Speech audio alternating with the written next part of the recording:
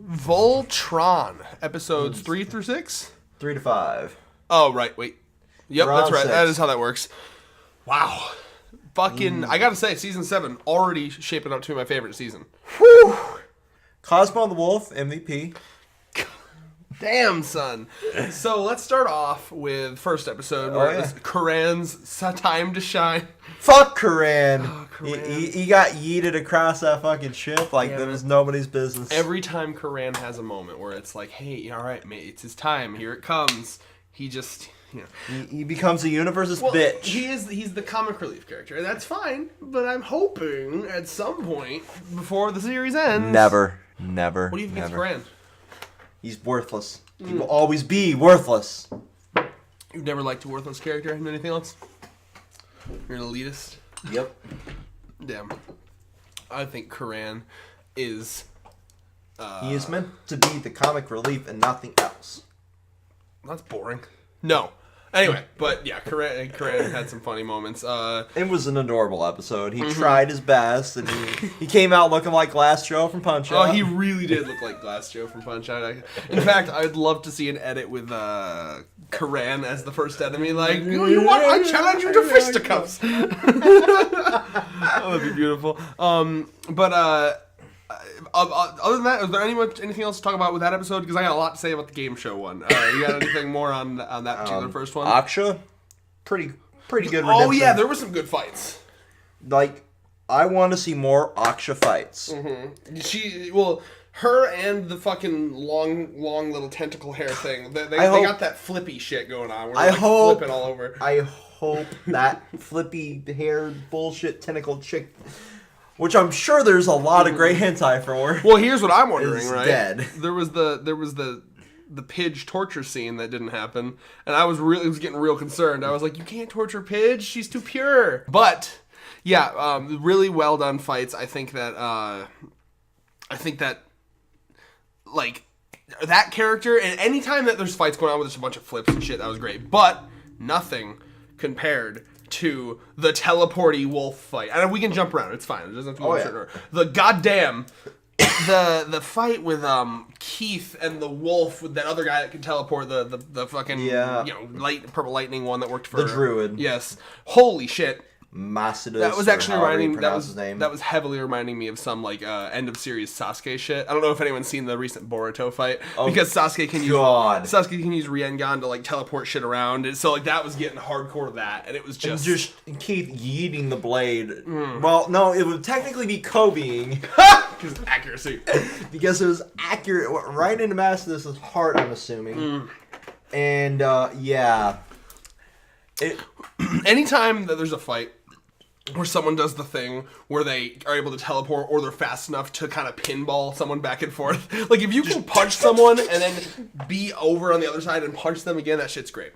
But yeah, and without the hard cut. It was a clean cut. Oh, it was sexy, yeah. This show knows how to do fights. We've talked about it, comparing it to, like, you know, Ruby many times and how, like, Ruby, it does what Ruby should be doing now. Exactly. But plot-wise, I think that was excellently done. I loved the reveal of, like, holy shit, he was leading us here. That was like one of the most tense episodes I've watched in a while. Yeah.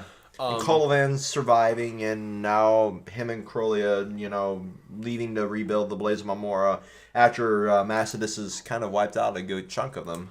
Yeah, I mean, it's crazy. And it kind of makes me really realize, so like, because they keep saying 3 Dobashes is how long that they were.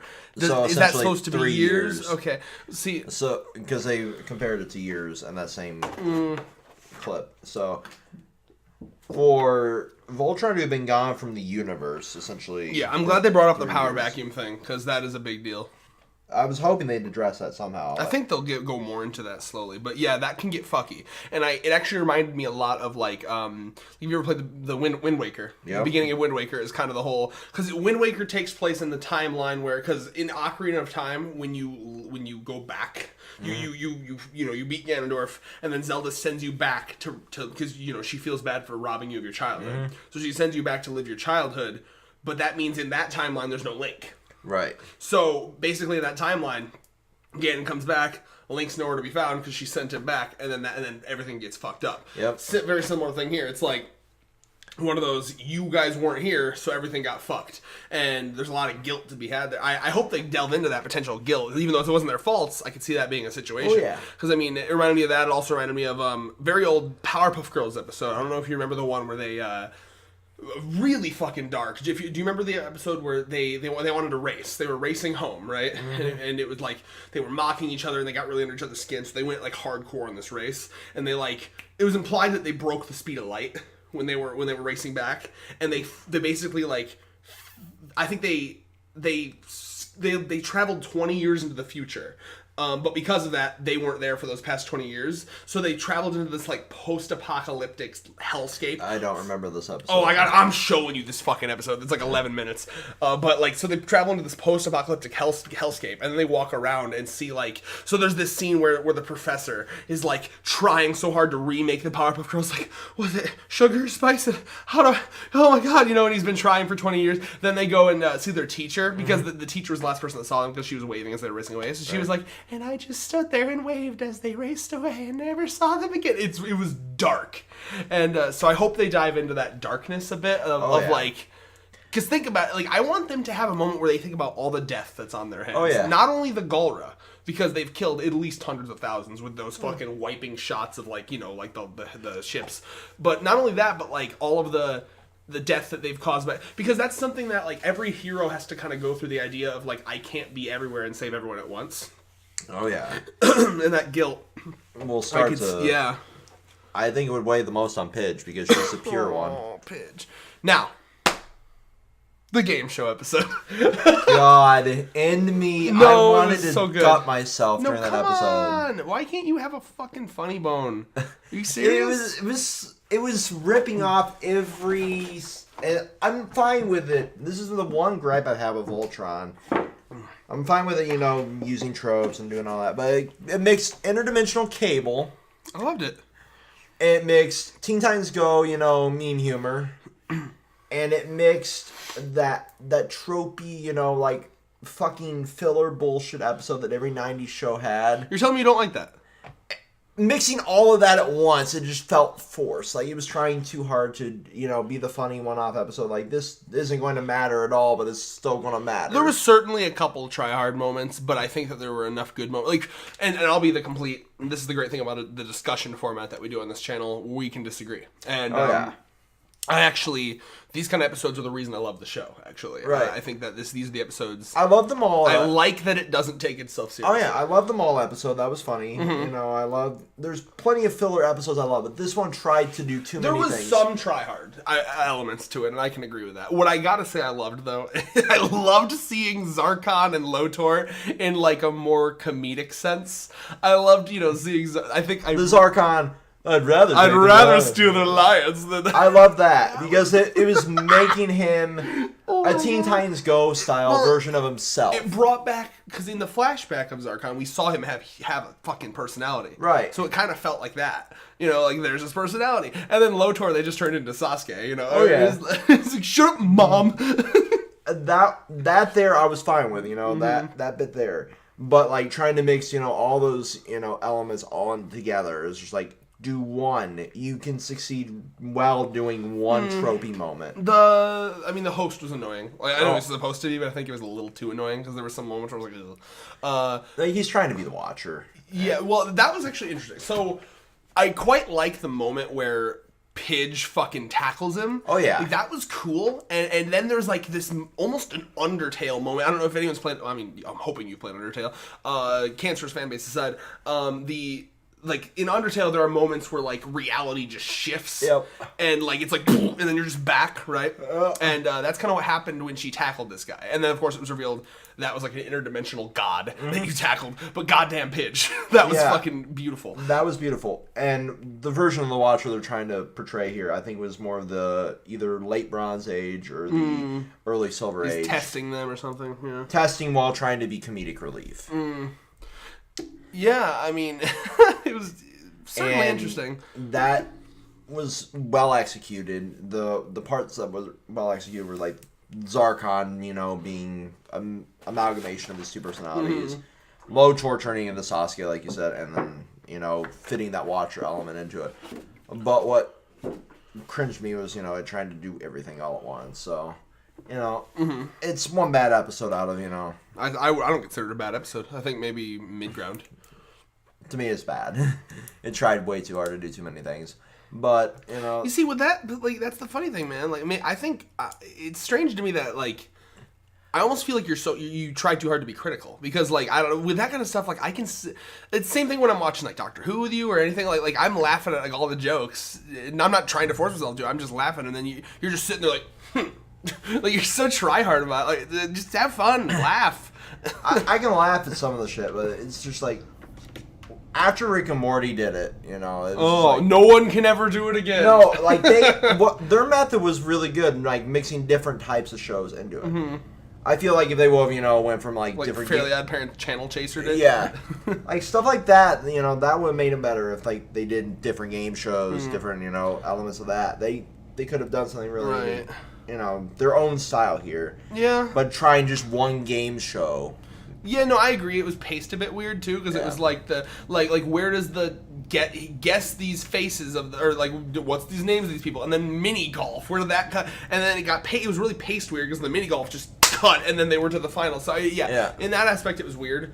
But I mean, overall, I think that those are the episodes that kind of like give you a better dose of their character. Oh yeah, and we got to see like they really do in their own weird way. That was sweet. The voting side was that there was adorable. Like they all voted for each other, and that was their moment of like freedom. Keith's reason was fuck Lance. Yeah, Lance, I don't want to be stuck here forever with Lance. Lance because fuck Lance, which fits Keith perfectly. So good. But then there was another scene. I don't remember which episode this was in, but where they're all like. They're showing what all of their nightmares are, and Pidge, I love her so much. She's like, what are you talking about? A 99 on the test. I did the extra credit.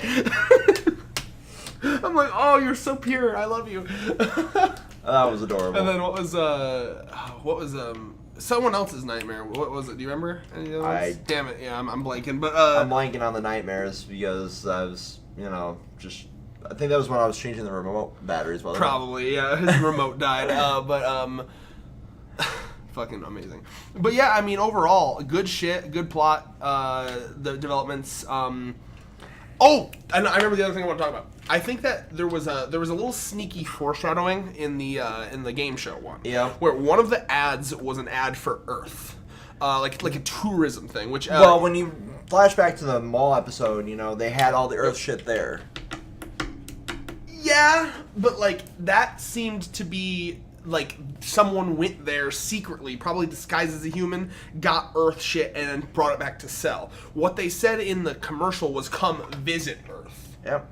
Which to me, it feels like a Rick and Morty thing. If you remember Rick and Morty season 2, they kind of colonized Earth, made it a tourist attraction.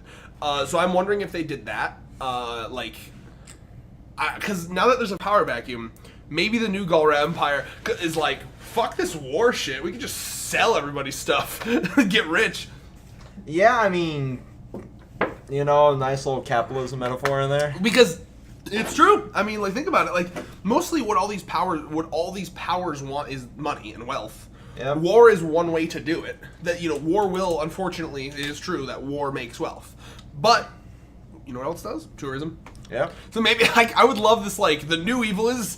capitalism! Yay! Oof. I'd like that. A little bit of politics in my Voltron, please. I'm okay with that, yeah. Still want that Space Force reference.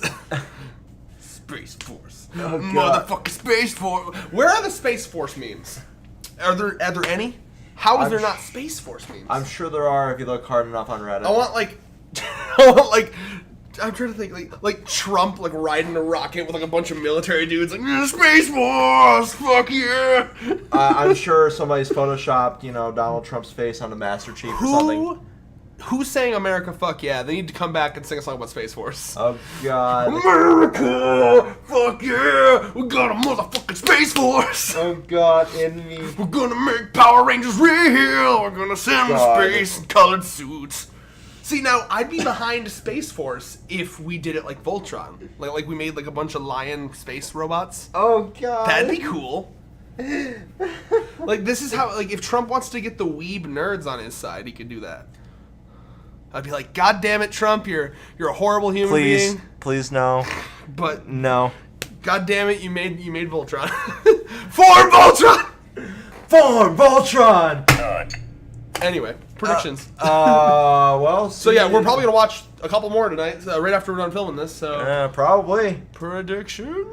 Oh, well, I mean, Journey Within's right here. The Paladins hurtle through space, seemingly endless void that tests their sanity. Ooh, and their loyalty. Okay. So I made a prediction in our last video. Please go back and watch that if you want the proof, because we're filming these as we watch them. We watch a chunk, then we film. I made a prediction that this whole season would be their journey to Earth, and then on the way to the, shit happens to them on the way. And I think that this is kind of like, because it's a good way to, like, character development. Like, there's a lot of character development in these episodes, because they're just kind of it's like the world's longest road trip, if you think about it. Yeah. You know what I mean? They're on a road trip, and they have to deal with each other. And I'm curious to see, once they finally do get to Earth, I have a feeling with this whole time skip thing, something fucked up's going to be happening with Earth. Plus, it's a whole other year before they can even get there. So by the time they're there, it's like 4 years. Right. So, I mean, unless they find a way to wormhole. Yeah. I don't know. I mean, maybe. But like, well, at the end of the last episode, we knew there was a ship. They said there was a ship, and I just don't know how many ships have the ability to wormhole. Like, is that something that like only like high class, like the Gulra have it, and like the castle have it, but maybe, yeah. Well, maybe if that was a ship used by the fucking Purple Lightning Man. Yeah. Wait. They saw that crystal too. Potentially, then. I don't know. Well, hurtle through space, endless void. Are we gonna do another one of the wormhole fucked up episodes? I don't know. We'll see. Yeah. But I mean, good shit.